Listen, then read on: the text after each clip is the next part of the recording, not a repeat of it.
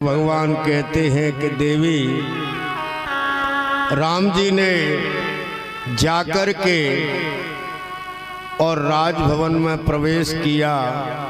जैसे ही कैकेयी के कक्ष में गए, वहां जाकर के राजा दशरथ की स्थिति को देखा। पृथ्वी पर पड़े हुए हैं, कैसे लग रहे हैं उस पृथ्वी पर। जाय दीखे रघुवंश मने, नरपति निपट कुसाजो। सह में परेऊ लखे सिंगने, मनहु ब्रत गजराजो। ऐसी स्थिति है राजा दशरथ की, जैसे किसी शेरनी के भय से और वृद्ध हाथी सहम जाता है। आज उसी प्रकार कैकेयी रूपी सिंगनी के सामने राजा दशरथ रूपी वृद्ध हाथी पृथ्वी पर फड़फड़ा रहा है। राम जी ने जब ऐसी बात, राम जी ने इस दृश्य को देखा, राम जी कहते हैं कि हे पिताजी, क्या कारण है, तुम्हारे दुख का कारण क्या है। राजा दशरथ तो बोल नहीं पाए। इतने में कैकेयी कहती है कि मैं बताऊं क्या कारण है। राम जी कहते हैं कि मैया तुम ही बताओ क्या कारण है। तो कहती है, सुत स्नेह इत बचन उत, संकट परेऊ नरेशो। सकहु तो आयसो धरऊ सिर, मेटेऊ कठिन कलेश। कैकेयी कहने लगी कि हे राम, इनके लिए बहुत बड़ा धर्म संकट है। एक तरफ तो पुत्र का मोह है और एक तरफ इनका वचन है। अब ये क्या करें, या तो मोह को तोड़ना पड़ेगा या वचन से मुकरना पड़ेगा। और हे राम, अगर तुम चाहो तो ये कार्य हो सकता है। राम जी कहते हैं क्या बात है मैया। तो कहती हैं कि सकौ तो आयस धरऊ सिर, तुम इस कार्य को कर सकते हो। तुम इनकी आज्ञा का पालन अगर करें तो इस समस्या का समाधान हो सकता है। क्या बात है। राम जी कहने लगे कि हे मैया, सोने जननी सोई सुत बड़ भागी। जो पे तो माँ तो चरण अनुरागी। हे मैया, तुम कैसी बात करती हो कि मैं सिरोधार के आज्ञा का पालन करूं। हे मैया, वो पुत्र बड़ा भाग्यशाली होता है जो अपने माँ बाप के चरणों में अनुराग रखता है, प्रेम रखता है, समर्पण रखता है। उस पुत्र से तो भाग्यवान और कोई पुत्र होता ही नहीं है। मैं कितना भाग्यवान हूँ कि आज मुझे माता पिता की आज्ञा का पालन करने का मौका मैया तूने दिया। आज मैं धन्य हो गया। राम जी कहते हैं कि हे मैया, तनय माँ तो पे तो सनिहारा, दुर्लभ जनने सकल सन। हे मैया, संसार में ऐसे दुर्लभ ही पुत्र मिलते हैं, कहीं कहीं ऐसे पुत्र मिलते हैं जो माँ बाप की आज्ञा का पालन करते हैं। एक पुंडरीक नाम के एक ब्राह्मण थे। वो अपने माँ बाप के बिल्कुल अकेले थे और कोई भाई बहन नहीं था। जब अकेले थे तो माँ बाप का ज़्यादा लाड़ प्यार था, और जिस बच्चे पर माँ बाप का ज़्यादा लाड़ प्यार होता है वो बच्चे बिगड़ जाते हैं ज़्यादा लाड़ प्यार में। और वो ब्राह्मण बालक इतने बिगड़ गए, जुआ शराब और जितने बुरे होने लगे कि एक ही तो हमारे पुत्र है और वो भी ऐसा है, अब हम करें तो करें क्या। एक समय गंगा जी में कोई पर्व था, काशी में सभी स्नान के लिए चले जा रहे थे। माँ बाप बैठकर विचार करते हैं कि एक काम करो, यहाँ से चलते हैं इससे कह के कि हम गंगा स्नान के लिए जा रहे हैं और जाकर के हम काशी करवट ले लेंगे, लौट के फिर हम यहाँ आएंगे नहीं। इससे शंकर भगवान कहते हैं, देवी जब वो चलने के लिए अपने पुत्र से कहते हैं तो वो ब्राह्मण बालक बोला अपने माँ बाप से कि मैं भी तुम्हारे साथ चलूंगा। माँ बाप बोले कि ये तो संग चलने के लिए तैयार है, अब हमारा कार्य कैसे होगा। बोले बेचारे कि ठीक है तू भी चल साथ। अब माँ बाप को तैयार किया, खुद तैयार हुआ, अपनी धर्म पत्नी को तैयार किया और अब चारों के चारों काशी में स्नान के लिए चल दिए। चलते चलते पैदल का रास्ता था, बेचारे माँ बाप बहुत बूढ़े थे, वो थक गए। उन्होंने कहा पुत्र अब हमसे नहीं चला जाता है, थोड़ा विश्राम कर लो जब चलेंगे। वो कहता है कि तो ऐसा है कि तुम यहीं पर बने रहो, आ जाना पीछे, मैं तो चलता हूँ। भीमा नाम की एक नदिया थी, उस नदी के किनारे अपने दोनों माँ बाप को छोड़ करके अपनी पत्नी को साथ लेकर के और वो ब्राह्मण बालक आगे को चलता है। थोड़ी दूर चलने पर उसकी जो धर्म पत्नी थी वो बोली कि अब मैं परेशान हो गई, अब मुझसे नहीं चला जाता है। तो वो बोला कि तो तू मेरे कंधे पर बैठ जा। धर्म पत्नी को उसने अपने कंधे पर बिठाला और लेकर के उसको चलने लगा। वजन के मारे कितना चल सकता था, 1-आध किलोमीटर चला होगा। अब वो खुद परेशान हो गया, अब मैं क्या करूं।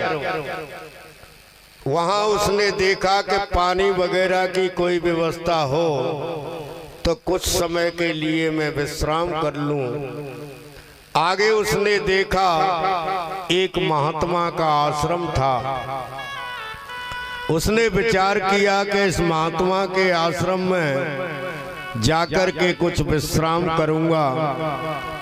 महात्मा जी के आश्रम में प्रवेश किया उसने। एक पेड़ के नीचे अपनी पत्नी को कंधे से उतारा और वहां बैठ गया। थोड़ी देर में वो पत्नी सो गई, परेशान थी। वो अकेला बैठा वहां पेड़ के नीचे, पत्नी का इंतजार कर रहा था कि कब इसकी निद्रा खुले, कब ये जगे जब इसको मैं साथ लेकर के चलूं। उसी समय में उस आश्रम में 8-10 महिलाएं चली आईं। वो महिलाएं ऐसी थीं कि उनके जो वस्त्र थे वो रानियों जैसे थे, सभी के मुकुट बंधे हुए थे। ऐसे लग रहा था कि ये सब रानी हैं, लेकिन उनके जो चेहरा थे बिल्कुल काले थे। सब अंग उनके सुंदर थे, लेकिन उनके जो चेहरा थे वो काले काले चेहरा थे। वो आश्रम में गईं, आश्रम में जाकर के अपने अपने कार्य में लग गईं।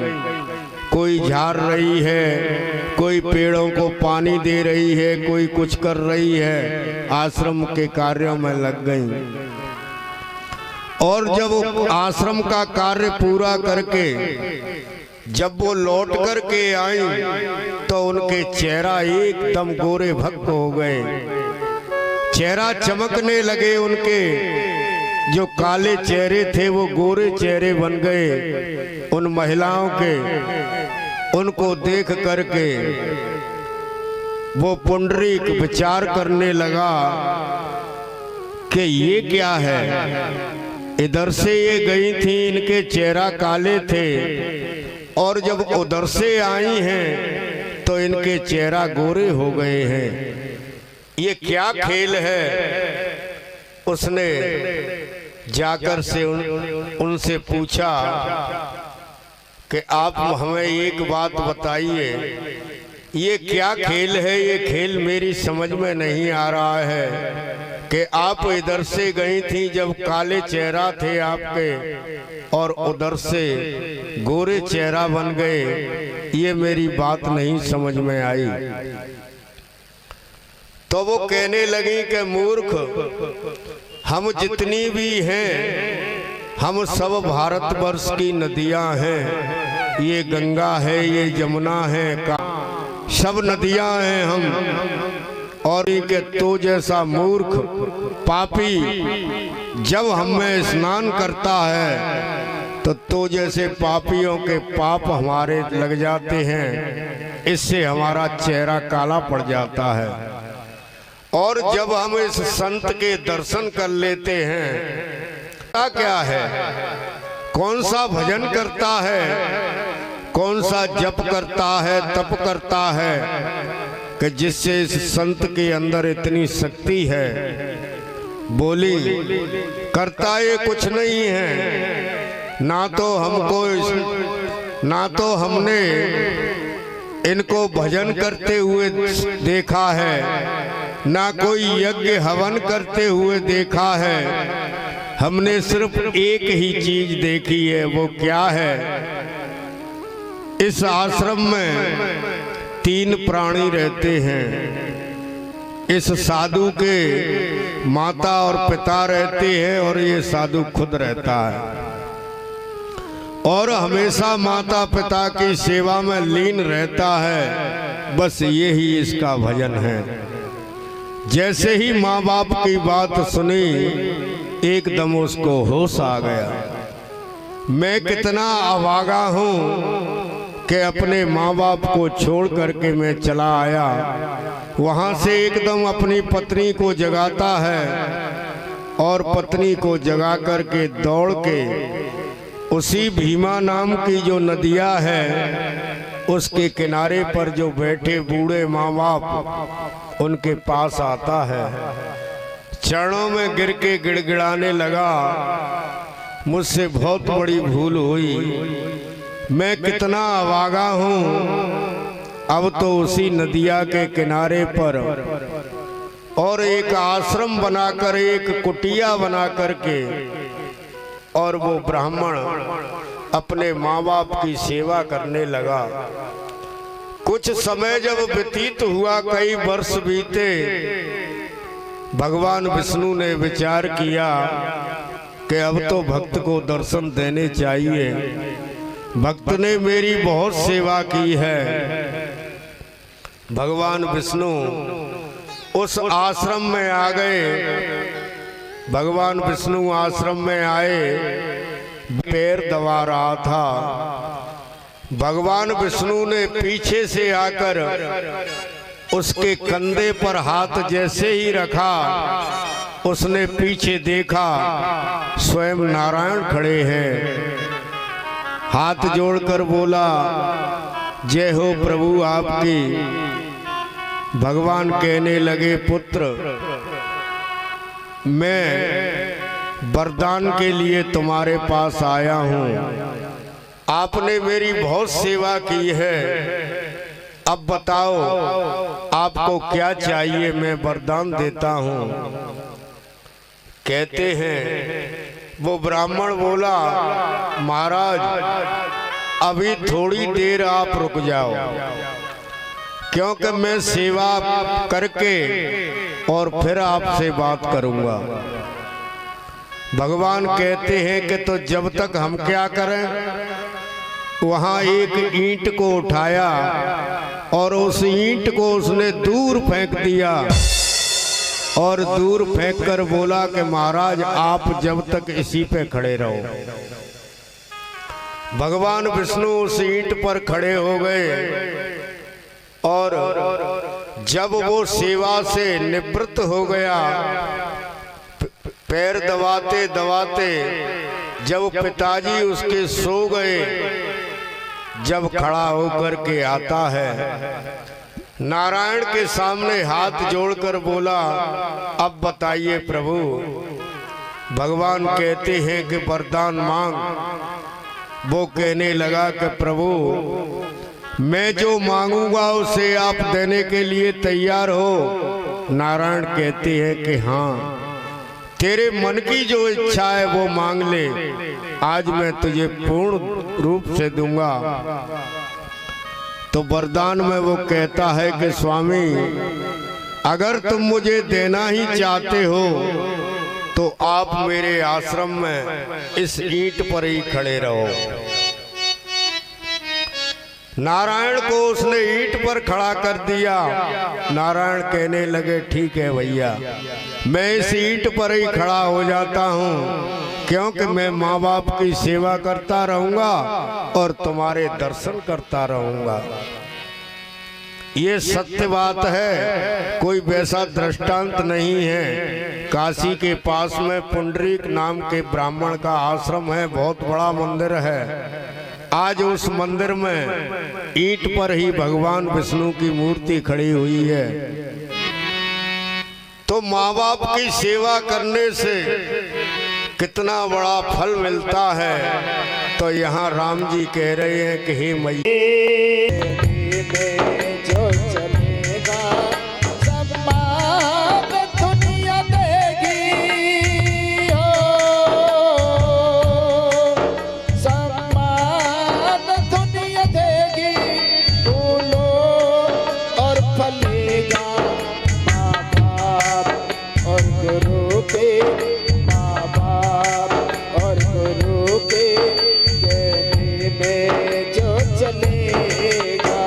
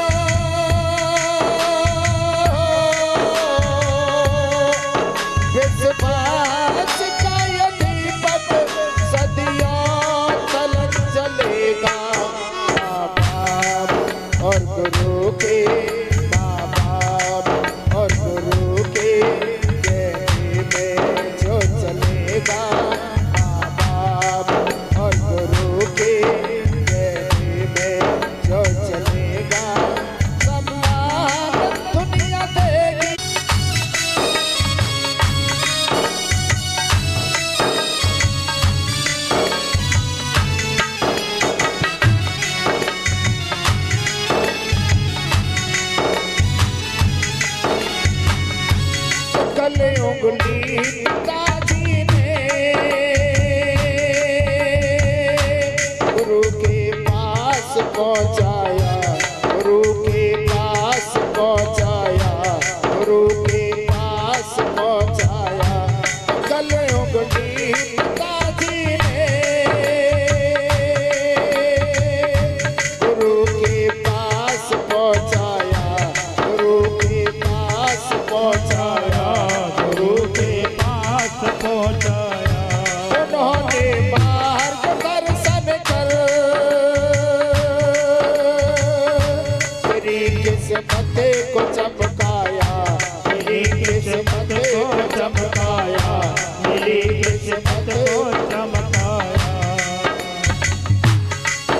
गुरुदेव का ये कहना हो,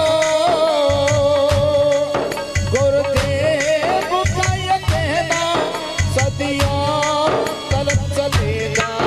माँ बाप और गुरु के, माँ बाप और गुरु के कहने में जो चलेगा, माँ बाप और गुरु के कहने में जो चलेगा।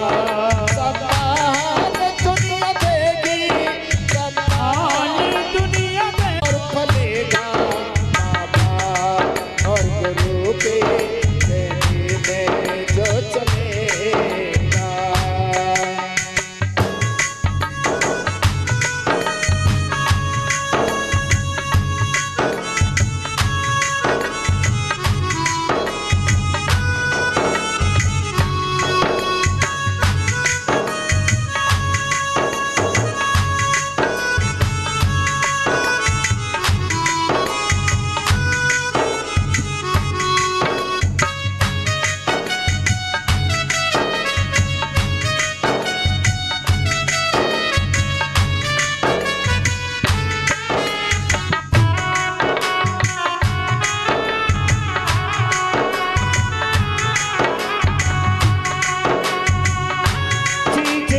बोल है तीनों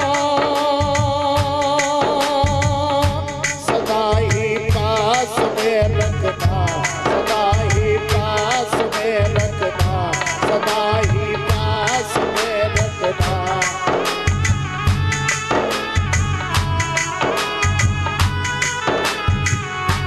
गुरु माता पिताजी को सदा विश्वास में रखना, सदा विश्वास में रखना, सदा विश्वास में रखना। चरणों की रज को नचो, चरणों की रज को नचो, माथे सदा पलेगा। माँ बाप और गुरु के, माँ बाप और गुरु के कहने में जो चलेगा। माँ बाप और गुरु के कहने में जो चलेगा। सम्मान दुनिया देगी, सम्मान दुनिया देगी, बोलो और फलेगा।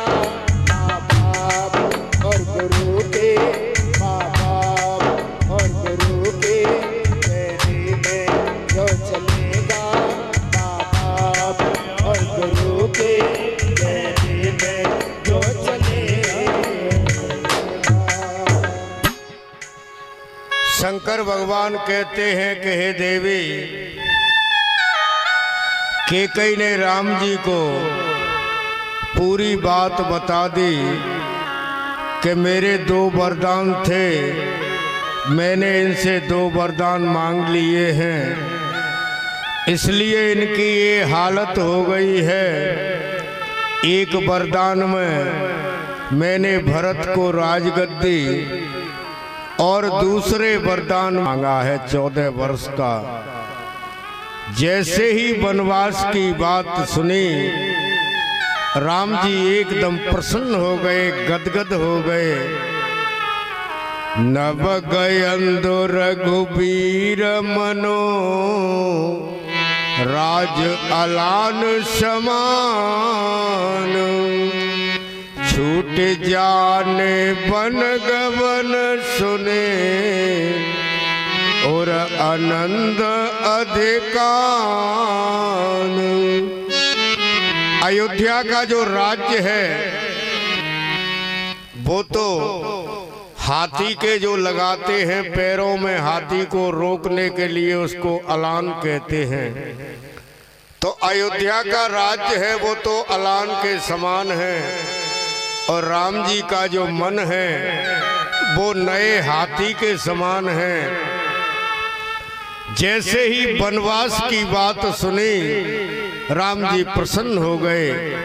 जैसे अलान के छूटते ही वो नौजवान हाथी प्रसन्न हो जाता है, ऐसे ही आज राम जी वन की बात सुनकर के बड़े प्रसन्न हो गए, गदगद हो गए कि मैया तूने ये बहुत अच्छा किया।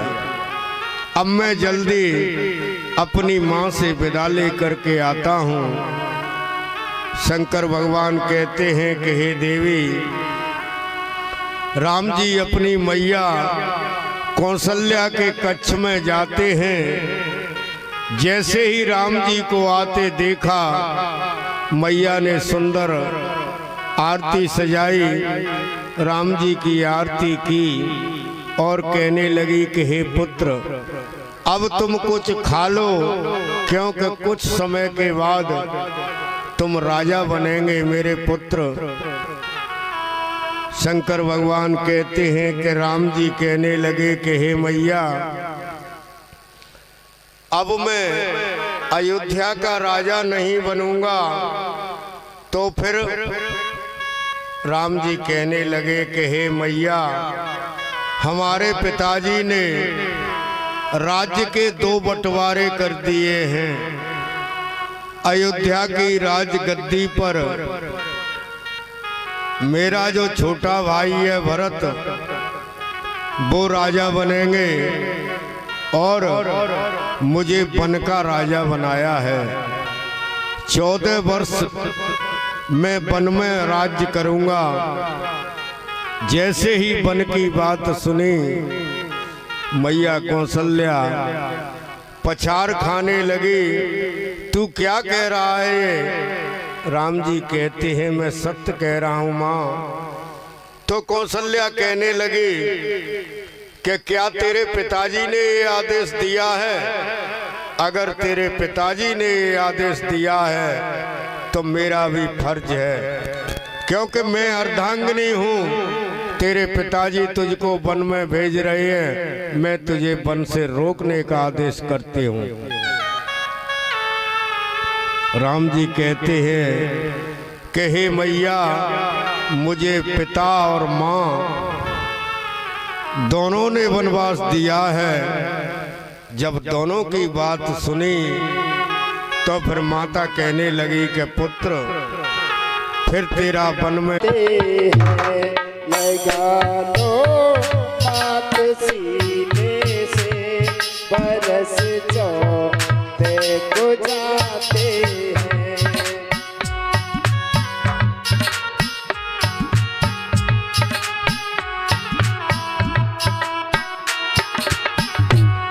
लगा लो बात सीने से, बरस चौथे को जाते हैं। लगा लो बात सीने से, बरस चौथे को जाते हैं।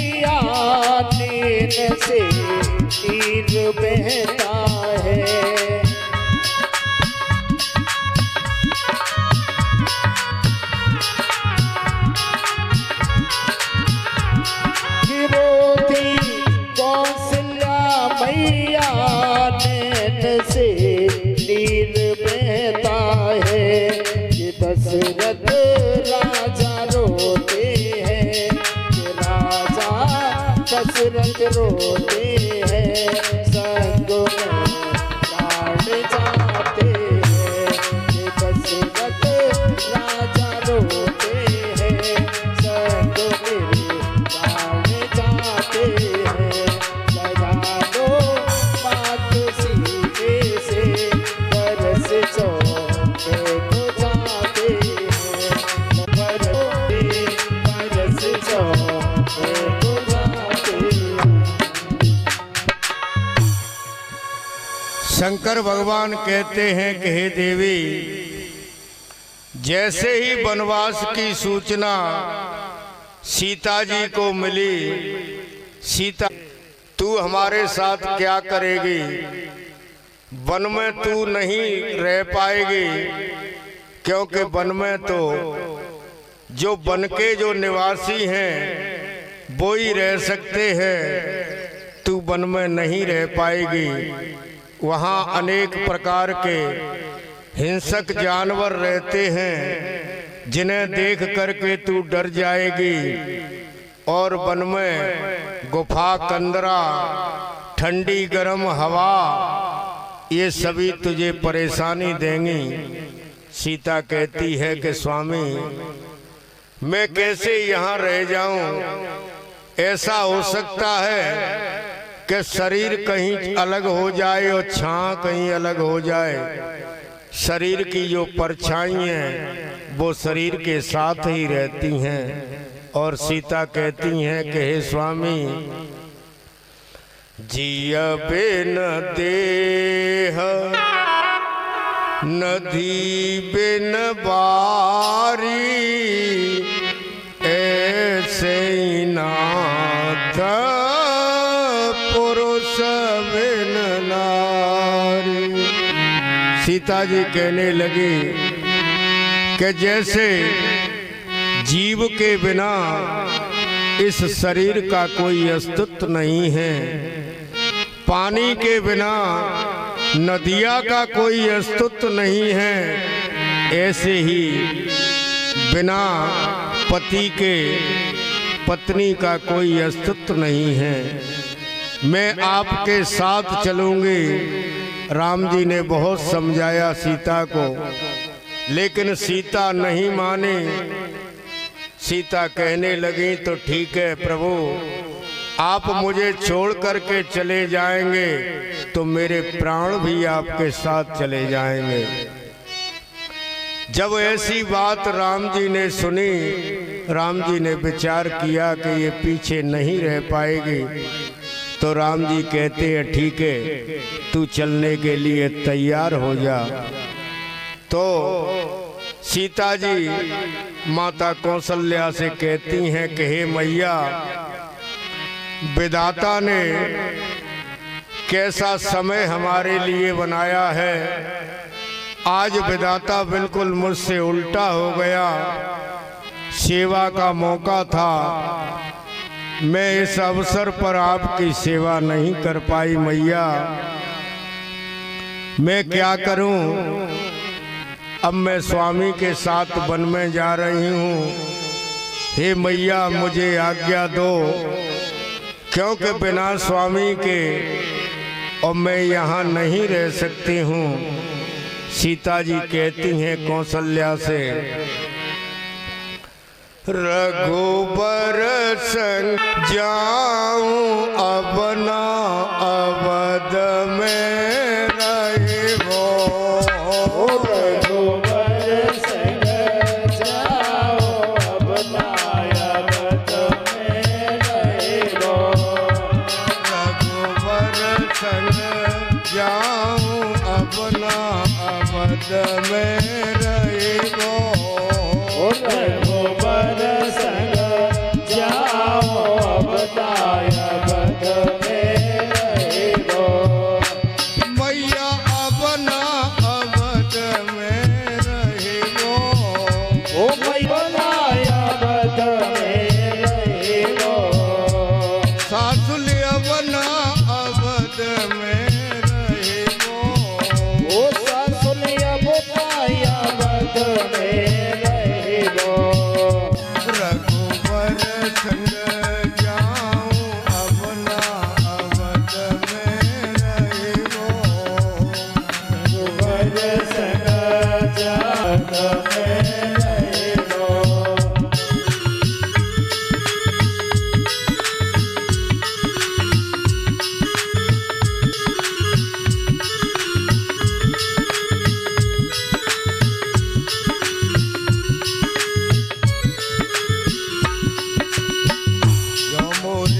रघुवर रथ चढ़ जई है, जो मेरे रघुवर रथ चढ़ जई है, जो मोरे रघुवर रथ चढ़ जई है, जो मेरे रघुवर रथ आया बद में रहेगा।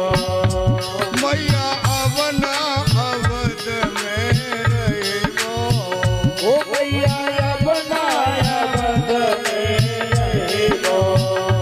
सासू अवना अवध में रहेगो, ओ सासू बनाया बद में रहेगा।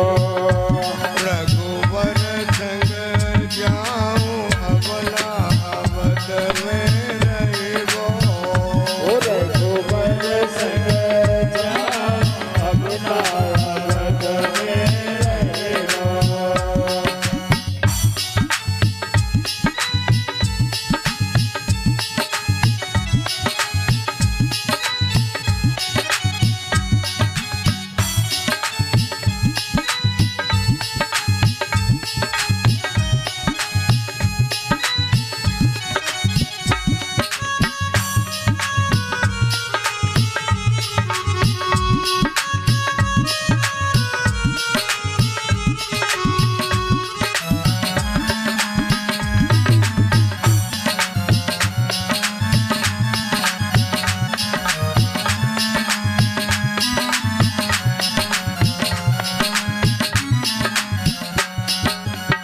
जो मोरे रघुवर बन फल खई है, जो मेरे रघुवर बन फल खइए, जो मोरे रघुवर बन फल खई है, जो मोरे रघुवर बन फल खइए, छिलका बिने खाऊं अवना अवध में रहेगो, ओ रघुवर संग जाओ बनाया बद में रहेगा।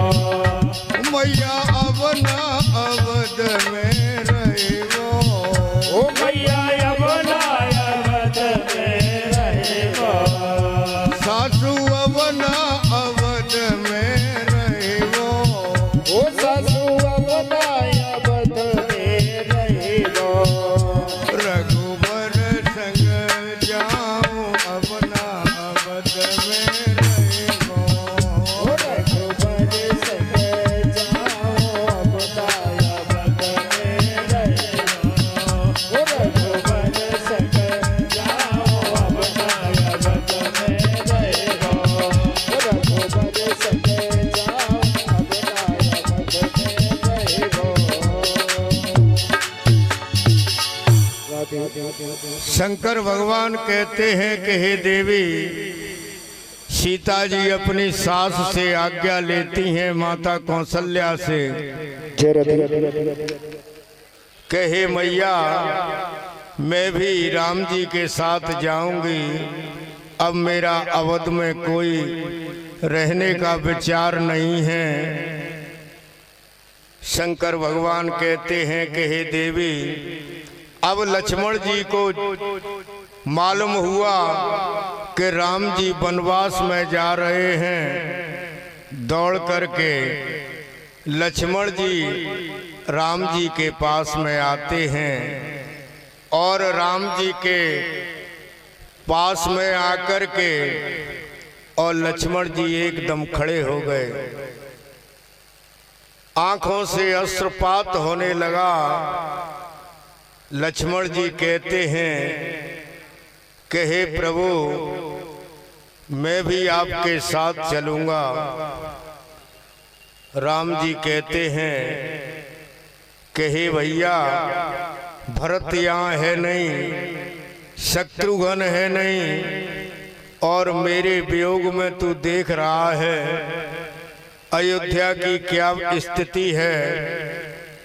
तुम यहाँ रह कर के देखभाल करना, पिताजी का ख्याल रखना, माताओं का ख्याल रखना। लेकिन लक्ष्मण कुछ नहीं कहते हैं, आंखों से आंसुओं की धार बह रही है लक्ष्मण के। और कहते हैं प्रभु मैं आपके साथ चलूँगा, आप मुझे नहीं ले जाओगे तो मेरे प्राण आपके साथ चले जाएंगे।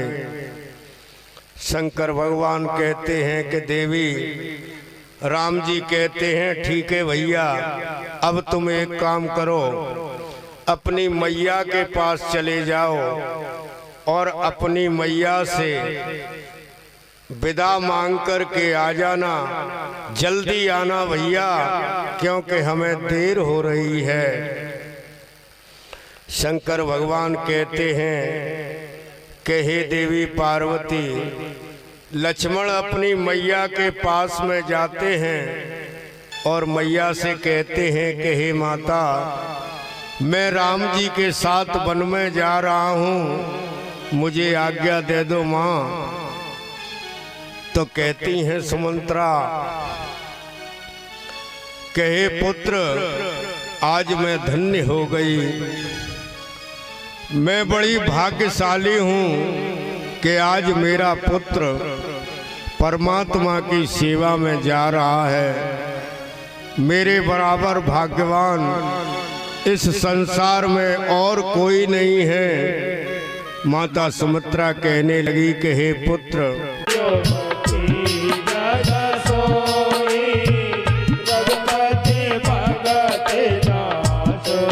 जो मैया जन्म देती है वो ही इस संसार में पुत्रवती है। नतर बांझ भले बाद बयानी। मैया सुमित्रा कहती है कि अगर परमात्मा के भक्त को जन्म नहीं देती है, उस माँ का बच्चा पैदा करना व्यर्थ है, क्योंकि राम विमुख सुत ते हित हानि। अगर जो परमात्मा का विमुख होता है, राम का भक्त नहीं होता है, ऐसे पुत्र से तो हमेशा हानि हानि होती है। शंकर भगवान कहते हैं, मैया सुमित्रा कहने लगी कि हे पुत्र, तुमरे हेतु राम बन जाही, दूसर हेतु तात कछु नाई। हे मेरे पुत्र, तुम्हारे ही यथार्थ राम इस वन में जा रहे हैं, क्योंकि दूसरा कोई हेतु नहीं है, कोई कारण नहीं है। क्योंकि पृथ्वी पर इतना पाप और अत्याचार बढ़ गया है कि जिससे तुम्हें ही मालूम हो रहा होगा कि तुम कितने परेशान हो। तो इसलिए तुम्हारे उस वजन को हल्का करने के लिए राम वन में जा रहे हैं, दूसरा और कोई हेतु नहीं है। मैया से विदा लेकर के राम जी के पास लक्ष्मण आते हैं। राम लक्ष्मण सीता तीनों राजा दशरथ के पास में जाते हैं, जहां पर राजा दशरथ मूर्छित अवस्था में पड़े हुए हैं। राम जी प्रणाम करते हैं पिता को, सीता प्रणाम करती हैं, लक्ष्मण प्रणाम करते हैं, लेकिन राजा दशरथ कोई उत्तर नहीं देते हैं।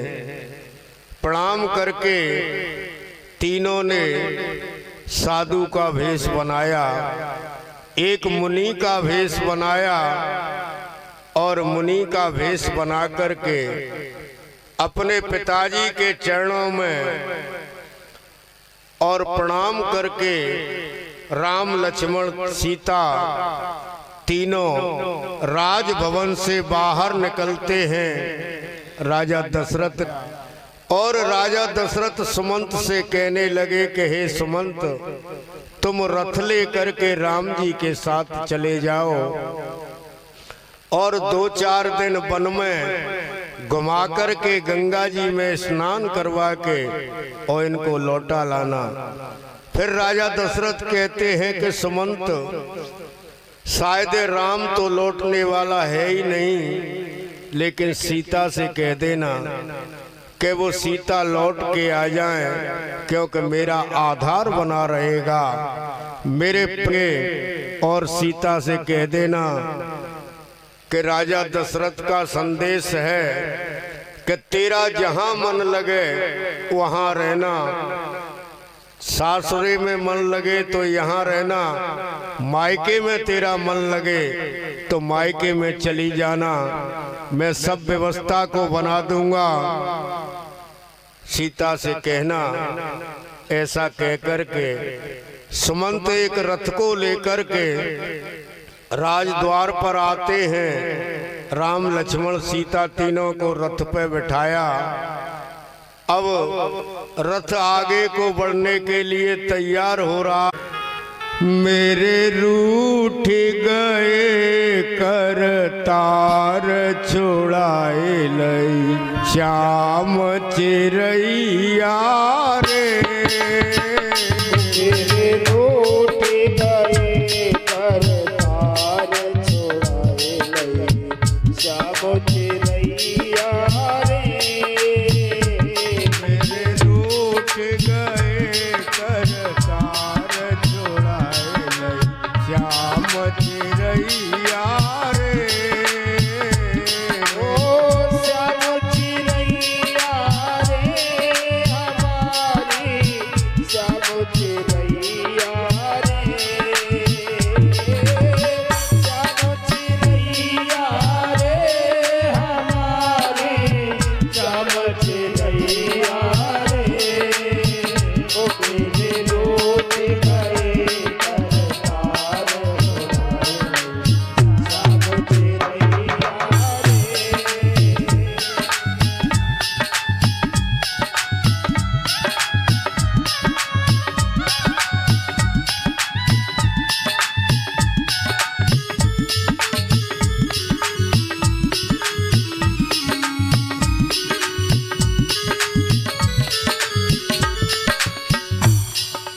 मैया कौशल्या कहने लगे, मैं गीले में सोई सुत सूखे में स्वायो रे। सोए सुत सोगे स्वायो रे। मैं गीले में सोई सुत सूखे में स्वायो रे। गीले में सोए सुत सोगे में स्वायो रे। मेरे रूठ गए करतार छुड़ाए लई श्याम चिरैया रे। ओ मेरे रूठ गए करतार छुड़ाए श्याम चिरैया रे। श्याम चिरैया रे हमारी श्याम चिरैया रे। ओ श्याम चिरैया रे हमारे श्याम चिरैया रे। श्याम चिरैया रे हमारी श्याम चिरैया रे। ओ मेरे रूठ गए करतार छुड़ाए श्याम चिरैया रे। ओ मेरे रूठ गए करतार छुड़ाए श्याम चिरैया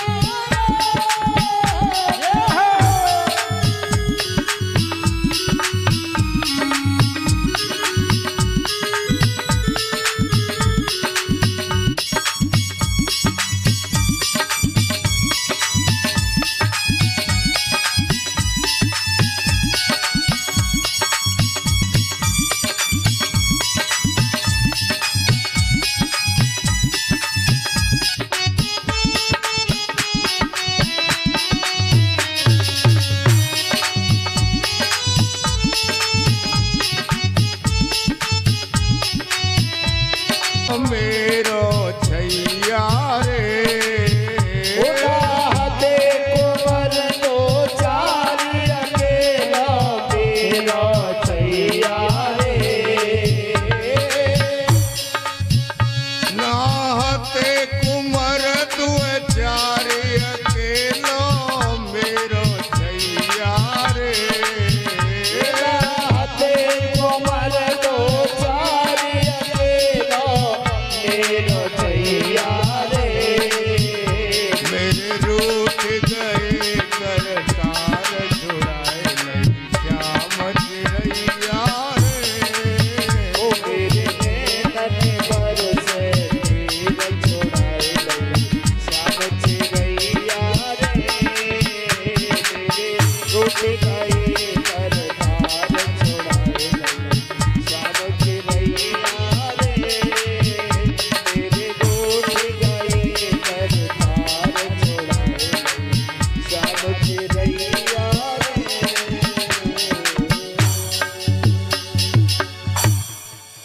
शंकर भगवान कहते हैं कि हे देवी, सुमंत ने उस रथ में तीनों को सवार किया। अब आगे आगे रथ चलने लगा राम जी का। पूरी अयोध्या के स्त्री पुरुष उस रथ के पीछे चलने लगे।